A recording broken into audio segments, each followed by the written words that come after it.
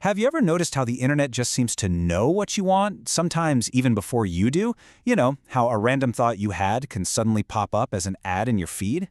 Well, today we're going to pull back the curtain on the powerful, invisible forces that are constantly shaping our digital desires. It all starts with something really simple, right? A basic need, a curious search. But what happens next? Well, that's a whole different story.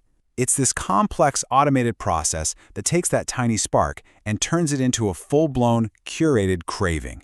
Let's dig into how that actually works.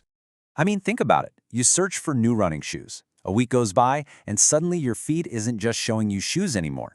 Now it's suggesting these high-tech smart socks that track your every step, and special electrolyte drinks, and GPS watches. How in the world does that leap happen? How does the internet decide you need all this stuff you never even thought to look for?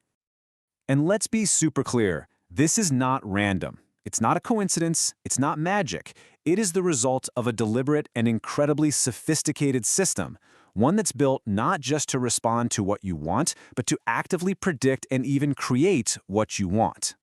At the very heart of this is a piece of technology called a recommender system. Its entire job is to sift through millions of options and show you the things it thinks you'll like. This is the engine behind pretty much everything. Netflix's suggestions, Amazon's customers also bought section, and of course TikTok's spookily accurate For You page. So, how does it all work? Well, to predict what you're going to want next, these systems first have to understand who you are right now. And they do that by building this incredibly detailed digital blueprint of your tastes, your habits, and all your little behaviors online. And they learn in two main ways. The first is called collaborative filtering, which is basically digital peer pressure. It figures, hey, you like the same stuff as person A, so you'll probably like these other things person A likes too. The other way is content-based filtering, which is a bit more direct. You liked a sci-fi movie, so here are a bunch more sci-fi movies. You put those two together and you get a startlingly accurate profile of your personality. And this happens fast. I mean, unbelievably fast. A recent study created a test bot on TikTok. All it did was watch one video with sad hashtags. It watched it just twice. In response, the algorithm immediately, and I mean immediately, flooded its feed with a constant stream of sad and heartbreaking content. It just shows how quickly these systems react to even the smallest signals we give them. But here's the thing, these platforms don't just stop at predicting what you want. Oh no, the next step is to actively shape your behavior, to gently steer you towards a choice that they want you to make. This, my friends, is the art of the nudge. You can think of digital nudging as designing the environment where you make your choices. It doesn't force you to do anything, but it makes one option seem way more attractive or more urgent or just more logical than another, often without you even realizing you're being influenced at all. Here's a classic example you've seen a million times: social proof. When you see a product has thousands of 5-star reviews, it just feels like a safe bet, right? Our brains are literally wired to trust the crowd, and platforms use this to nudge us toward buying something by showing us that tons of other people already gave it their stamp of approval. Then, of course, there's scarcity.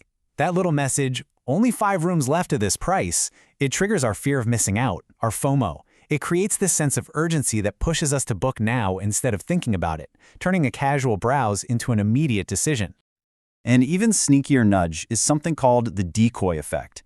Let's say a company offers 3 options, but one of them is clearly a dud. It's priced awkwardly or has worse features. They do that on purpose to make one of the other, more expensive options suddenly seem like a much better deal by comparison. Your choice is being framed for you. So when you combine these super smart predictive algorithms with all these little psychological nudges, what do you get? You get a powerful new economic force. It's like a new kind of invisible hand, but this one is way more active and intentional than the old one ever was. The scholar Shoshana Zuboff gave this a name. She calls it surveillance capitalism. In this new economy, the raw material isn't steel or oil, it's our personal data. And the final product isn't just a prediction of what we'll do, it's the power to actually change what we do, all for profit. See, the classic invisible hand of the market, the one that economists like Hayek talked about, worked precisely because no one person or company knew everything. The whole system functioned because of this widespread ignorance of the big picture. But the goal of this new system is the complete opposite of that.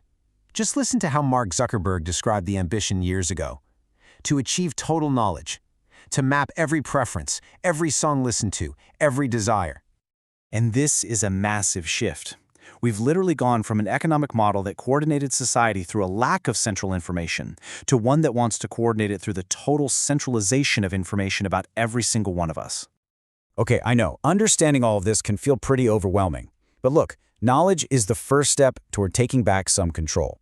So how do we go from being passive consumers to informed users who are actually in the driver's seat?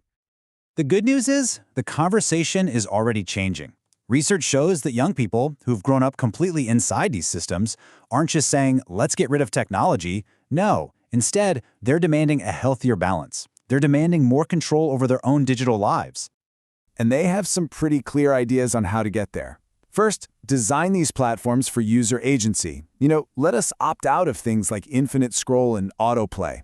Second, make protective tools like content filters and usage reminders easy to find and use, not buried in settings. And third, start teaching digital wellness much earlier and focus on empowering people, not just scaring them. And that, right there, is the key takeaway for all of us. The point of understanding this whole desire engine isn't to become paranoid or to delete all our accounts. It's about empowerment. Because once you can see the architecture of choice, you gain the power to navigate it on your own terms. So I'll leave you with this one question to think about. In a world where our digital environment is so carefully designed to influence us, how can we ever be sure that the desires we feel and the choices we make are truly authentically our own?